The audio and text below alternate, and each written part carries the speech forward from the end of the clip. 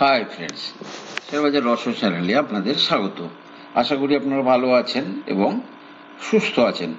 Friends, Nifty কিন্তু আজকে mild gap up opening হওয়ার পরে সারাদিন কিন্তু নেগেটিভ টেরিটরিতে কিন্তু ট্রেড করেছে এবং ফাইনালি 23,603 অর্থাৎ 93 পয়েন্ট নিচে বন্ধ করেছে। ব্যাংক নিফটি 50,382 39 পয়েন্ট উপরে ক্লোজিং দিয়েছে। প্রাইস দেখুন, এফআইআই কিন্তু আবার সেলিং শুরু করে দিয়েছে। ডিআইআই 2,722 কোটি টাকার বাই করেছে আর এফআইআই 3,550 কোটি টাকা সেল করেছে।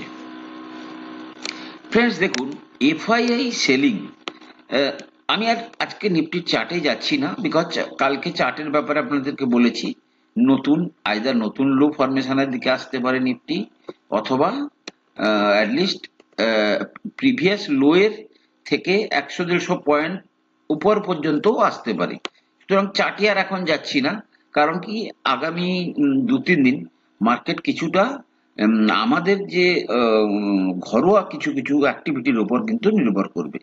প্রথমে বলি ফ্রেন্ডস, দেখুন এফআইআই সেলিং কেন একটা এত বড় ফ্যাক্টর। ধরুন কালকে একটা ভালো নিউজ এলেও ধরুন মার্কেট উপরে চলে গেল, then they are getting chance to book some more amount profit booking. কি বললাম বুঝতে পারছেন? অর্থাৎ যদি কালকে কোনো ভালো খবরও আসে, মার্কেট একটু উপরে গেলে তারা ভালো রেট পাচ্ছে সেল করার জন্য। আর একটা জিনিস বুঝতে হবে যে এফআইআই যে সেলিংটা করছে তার পিছনে লজিক হচ্ছে, আমরা এজ এ ইন্ডিয়ান মার্কেটে ইনভেস্ট করি যে বেনিফিট গুলো পাচ্ছি বা যেভাবে রিটার্ন পাচ্ছি, সেই ক্যালকুলেশনটা কিন্তু এফআইআই দের জন্য কিন্তু প্রযোজ্য নয়। কেন? তারা কি নিয়ে আসে? তারা ডলার নিয়ে আসে। ধরুন একটা উদাহরণ আমি আপনাদেরকে দিই, তারা আজ থেকে 5 বছর আগে টাকা নিয়ে এসেছিল, তখন তারা একটা ডলার দিতে কত টাকা পেয়েছিল? ধরুন একটা ডলার দিতে তারা 70 টাকা পেয়েছিল, ঠিক আছে? আজকে তারা সেই টাকা দিয়ে তারা যে শেয়ারটা কিনেছিল, ধরুন শেয়ারটা বেড়েছে, শেয়ারের দাম বেড়েছে, কিন্তু সেই শেয়ার বিক্রি করার পরে তাকে ধরুন 70 টাকা দিলে যখন ডলার পাওয়া যেত, আজকে তাকে কিন্তু 87 টাকা দিয়ে ডলার কিনতে হচ্ছে। মিনস তার যে রিটার্নটা বেশ কিছুটা এখানেই তো খেয়ে যাচ্ছে। আগে যেখানে সে একটা ডলার নিয়ে এলে 70 টাকা পেত, যেটা দিয়ে সে শেয়ার কিনতো, আজকে সে শেয়ার উপরে গেছে বলে বিক্রি করেছে, কিন্তু বিক্রি করার পরে সে যে টাকাটা পাচ্ছে, সেই টাকাটা দিয়ে যখন ডলার কিনতে যাচ্ছে, তাকে 70-এর জায়গায় 87 টাকা দিলে $1 পেতে হচ্ছে। সুতরাং তার ইনফ্লেশন প্লাস এই যে ডলারের এগেনস্টে রুপি যেভাবে উইক হয়েছে, তার ক্যালকুলেশনে তাদেরকে এখনো পর্যন্ত ইন্ডিয়ান মার্কেটকে বেশ কিছুটা কি মনে হচ্ছে, এক্সপেন্সিভ মনে হচ্ছে কম্পারেটিভলি। তারা দেখুন, তাদের তো একটা আলাদা অঙ্ক আছে, সেই অঙ্কে তারা কিন্তু অন্য কোনো মার্কেটে বেটার অপরচুনিটি পাচ্ছে। সুতরাং F2 সেলিং কিন্তু একটা কজ অফ কনসার্ন, এবং এই F2 সেলিং যদি ধরুন তারা অ্যাগ্রেসিভলি সেলিং না করলো, মার্কেট হয়তো খুব বেশি নিচে না গেলেও মার্কেটকে কিন্তু উপরে নিয়ে যাওয়া হয়তো আগামী 2-3 মাসের জন্য কিন্তু টাফ হলেও হতে পারে। কারণ কি, সমস্ত দিক দিয়ে পলিসি ক্লিয়ারেন্স না আসা পর্যন্ত, ততক্ষণ পর্যন্ত কিন্তু অনেক কিছু জিনিস কিন্তু বড় বড় প্লেয়াররা দেখবে, ঠিক আছে? এবার ধরুন কালকে আরবিআই মনিটারি পলিসি 2020 সালের পরে এই প্রথম হয়তো মার্কেট এক্সপেক্ট করছে 0.25 বেসিস পয়েন্ট রেট কাট। ধরুন রেট কাট হলো, রেট কাট হওয়ার ফলে ধরুন বাজারে একটা ভালো প্রভাব পড়লো, কিন্তু যদি আমাদের প্লেয়াররা যদি মার্কেটকে উপরে নিয়ে যায়, তারা আবার সেল করতে পারে। তাই এই সমস্ত জিনিস মিলে কিন্তু প্রসেসটা একটু স্লো হয়ে যাচ্ছে। কালকে কিন্তু খুব চান্স আছে আরবিআই মনিটারি পলিসিতে এক রেট কাট করা এবং মার্কেটে আরো কিছু লিকুইডিটি আনার ব্যবস্থা তারা করতে পারার সম্ভাবনা অত্যন্ত প্রবল। নেক্সট যে ইস্যুটা হচ্ছে সেটা হচ্ছে পরশুদিন ধরুন সেন্টিমেন্টাল ব্যাপার, ডেইলি পোল রেজাল্ট। সুতরাং আজকে হয়ে গেল ধরুন থার্সডে, কালকে ফ্রাইডে, তাহলে কালকে ফ্রাইডের মধ্যে কিন্তু মনিটারি পলিসির এফেক্ট যা আসার সেটা মার্কেটে চলে আসবে। কিন্তু দিল্লি ইলেকশন রেজাল্টের ফলাফলটা সোমবারের দিকে দেখা দিতে পারে। ঠিক আছে, তাহলে এই পর্যন্ত আপনারা এপিসোড বুঝলেন। তার মানে কি, যদি মার্কেট ওপরে যায় এফআইআই সেলিং করে মোটামুটি তারা যাই হোক 2000, 3000, 4000, 5000 কোটি পর্যন্ত সেলিং করে মার্কেটটাকে কিন্তু নিচে রাখার চেষ্টা করছে।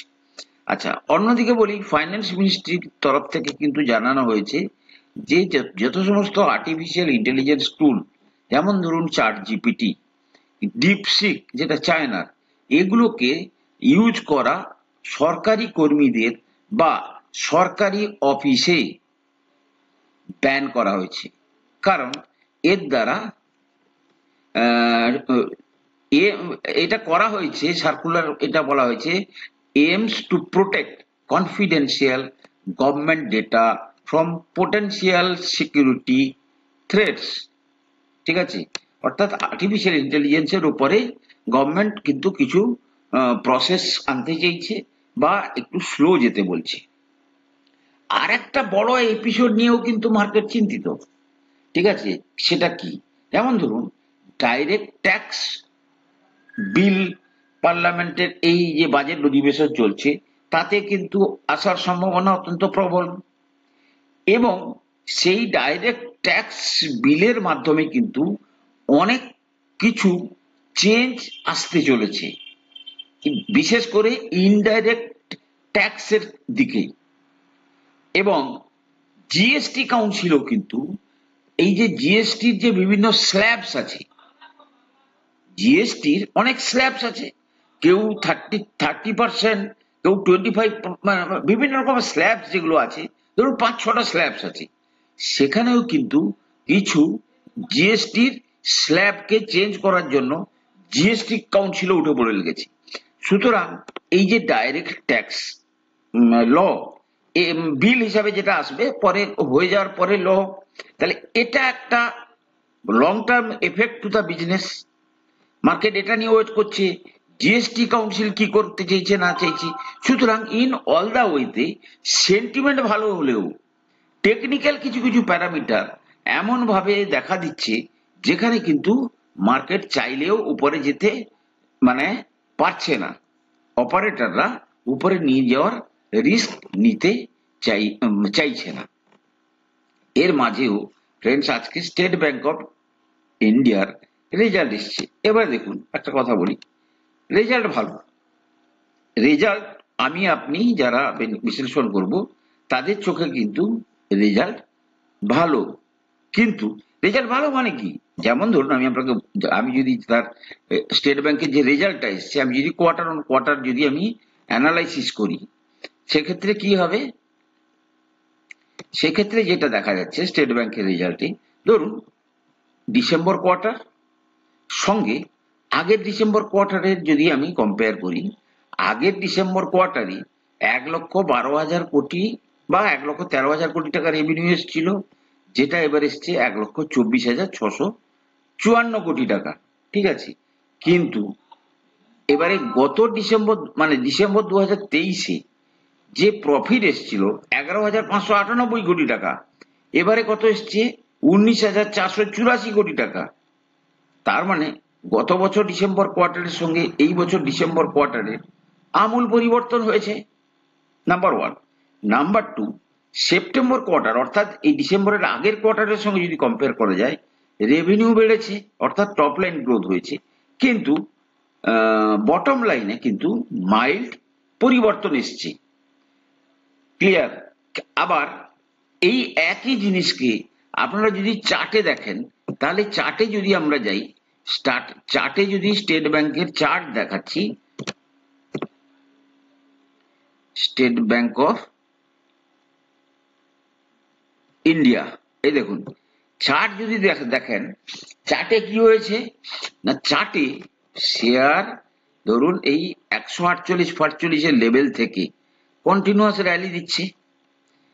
শেয়ার গত 12 মাসে যদি বলি আমরা, 1, 2, 3, 4, 5, 6, 7 মাস কন্টিনিউয়াস র্যালি দেওয়ার পরে 1, 2, 3, 4, 5, 6, 7 এই 8th মান্থে কিন্তু কারেকশন দিচ্ছে।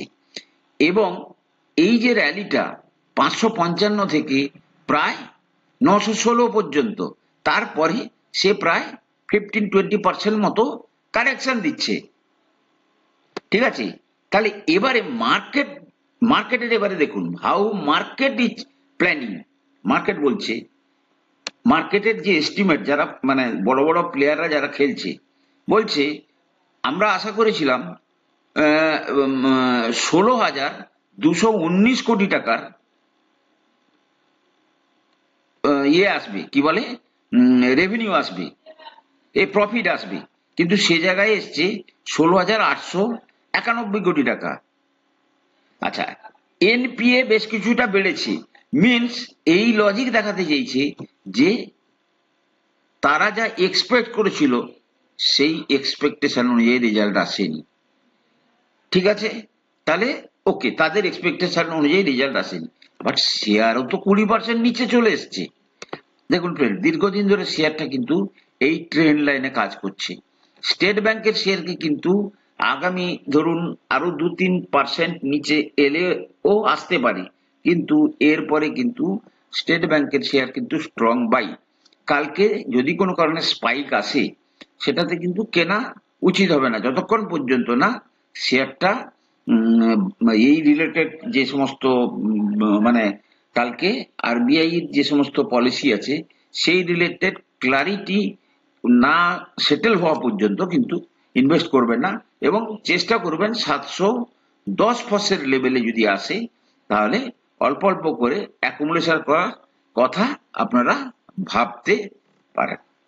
সুতরাং ফ্রেন্ডস, মার্কেট একটু জটিল আবর্তের মধ্যে আছে, বেশি চিন্তা করার দরকার নেই, হয়তো আরো 1-2 মাস এইভাবে চলতে থাকবে, কারণ কি গ্লোবাল সিনারিও কোন দিকে যায় তার উপরও নির্ভর করবে। এই ভেবে কিন্তু আপনারা মার্কেটে নিজেদেরকে প্রস্তুত রাখবেন। ফ্রেন্ডস, আমি কোনো সেবি রেজিস্টার্ড অ্যানালিস্ট নই। কোনো শেয়ারে কেনা বা বিক্রির আগে আপনারা কিন্তু আপনাদের ফাইন্যান্সিয়াল অ্যাডভাইজারের পরামর্শ নিয়েই কিন্তু শেয়ারে কেনা বা বিক্রির সিদ্ধান্ত নেবেন। ভালো থাকুন, সুস্থ থাকুন।